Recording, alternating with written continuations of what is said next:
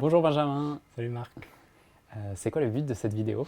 Le but, c'est de faire une vidéo assez rapide de présentation de la retraite Sadhana pour répondre à d'éventuelles questions, mais aussi pour mettre en lumière la saveur de la retraite pour ceux qui auraient envie d'y participer.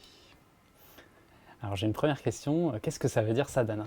Sadhana, ça veut dire plein de choses, mais dans le sens où j'utilise, ça veut dire pratique spirituelle.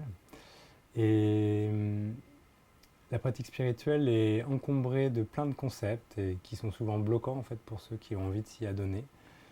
Et avec sadhana, j'avais envie de remettre la sadhana au goût du jour, au goût de l'engagement, au goût de la pratique simple et surtout sa propre pratique. Et pourquoi est-ce important de s'engager dans sa propre voie spirituelle? Parce que sans engagement, on va nulle part. S'engager, c'est pas forcément ce qu'on imagine, mais s'engager réellement, c'est y mettre toute son intention, y mettre sa détermination et faire preuve de persévérance. Et tout cela, c'est nécessaire de s'engager pour avoir accès à ça. Et en même temps, l'engagement nécessite une application,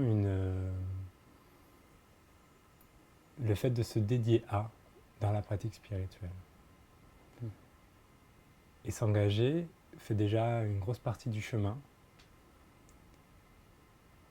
Et au final, la pratique en elle-même a de l'importance, mais n'est pas si importante que ça une fois que l'engagement est là, dans la vision que je vis. Très bien.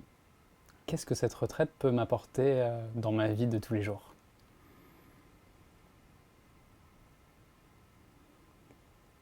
La retraite, elle a comme objectif vraiment de retrouver sa propre voie spirituelle. Et la voie spirituelle, c'est de revenir à une réalité qui est là tout le temps, mais qu'on ne voit pas. Et cette retraite va permettre aux personnes qui s'y engagent, qui suivent ça, de se lancer dans une vie quotidienne par la suite, on va dire, chargée ou déchargée en fait, par rapport aux pratiques qui ont été réalisées, et de commencer à mettre en place quelque chose qui va être comme un grand processus.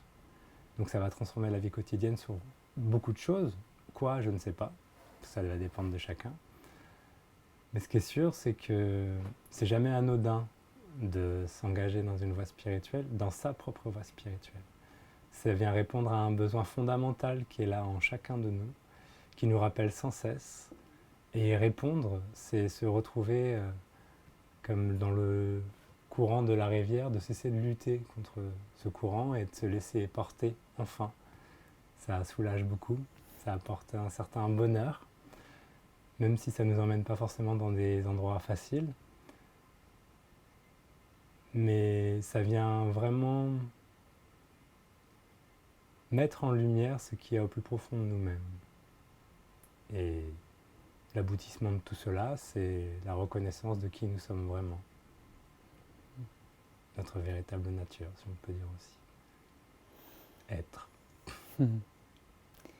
Quand tu dis que c'est une retraite intense ou intensive, qu'est-ce que tu entends par là? J'entends que j'ai pensé cette retraite comme un grand processus. À partir du moment où on y entre et on y sort, il va se passer énormément de choses. Des choses dont je ne sais toujours pas ce qui va se passer, parce que je ne connais pas encore le groupe, je ne sais pas encore ce qui va se passer avec tout le monde. Mais globalement, ça va être intensif, aussi bien dans le contenu qui va être proposé, que dans les interactions et les émulations que les espaces proposés vont permettre, enfin vont pouvoir permettre de se révéler. Et c'est intensif parce que l'idée c'est bien de se couper, d'entrer en retraite. Donc on coupe le portable et on aura même une petite cérémonie où on le mettra dans un panier, voilà, pour pouvoir le récupérer à la fin. Et on va se dédier pendant 7 jours à soi-même avec cette retraite intensive. Voilà. Dans les propositions, il y aura évidemment, ce sera aussi intensif, pas forcément en termes de fatigue, et ce sera aussi dans le ressourcement. Mais ça va être intensif dans le sens où il va y avoir de l'intensité. Voilà, même le repos. pour être intense. Mm. Et d'ailleurs, ça me fait penser que c'est pas loin de la mer, de l'océan, et on va mettre au goût l'océan, et on pourra aussi vivre l'océan pour se reposer, pour se ressourcer, mais dans un esprit de retraite spirituelle, pas juste pour aller se baigner, par exemple. Comment je peux savoir si cette retraite est faite pour moi? Si tu veux vraiment savoir, il faut juste regarder à l'intérieur de toi, voir si ça t'appelle, si ça te titille et que tu dis tiens, et si, qu'est-ce que ça viendrait me nourrir? Voilà, ça pour moi c'est ça le plus important. Après, est-ce que tu te dis, est-ce que j'ai des certaines pratiques? Est-ce que c'est compatible, pas compatible? J'ai envie de t'inviter à laisser ça tomber, de le mettre de côté. Dans les pratiques que je vais proposer, c'est assez éclectique, c'est pour retourner vers soi. Certaines pratiques vont être issues du yoga, beaucoup, de la méditation, qui est un peu la même chose, de la sophrologie, même du monde chamanique. Voilà, c'est plus au service d'un processus. Voilà, si quelqu'un a déjà une pratique, une sadhana bien établie, etc., il pourra aussi y trouver son compte. Si c'est tout nouveau pour une personne, ce sera l'occasion d'acquérir des techniques et des pratiques qui vont lui permettre de se nourrir. Voilà. Si c'est fait pour toi, c'est que ça t'appelle. Si ça t'appelle, bienvenue. Et qu'est-ce qui t'anime à organiser des retraites de ce type? Eh bien, cette sadhana est née d'un constat dans 2 ou 3 stages que j'ai menés. J'ai senti que ça n'allait pas jusqu'au bout parce que les personnes repartaient un peu chargées, tout contentes de la retraite, etc. Mais il n'y avait pas forcément l'écrin, la structure qui leur permettait d'aller plus loin dans la réalisation qui suivait quelque part le stage. Et donc c'est né de ça. Et après, qu'est-ce qui m'anime à proposer ça? C'est que quoi que je fasse, je suis toujours amené à revenir, à proposer, à être dans l'échange, dans l'organisation, même dans la pédagogie parfois. Et même si je désire des fois ne pas le faire, on me demande, il y a des circonstances qui m'amènent à devoir le faire. Et donc je cesse de lutter et j'y vais. Et quand je vois la fluidité qui s'est mise en place autour de cette retraite, j'ai aucun doute sur son bien fondé et sur mon élan à la proposer. J'ai hâte de voir le groupe qui y sera et de tout ce qu'on va pouvoir faire ensemble. Comment je peux faire pour te contacter ou pour en savoir plus sur la retraite?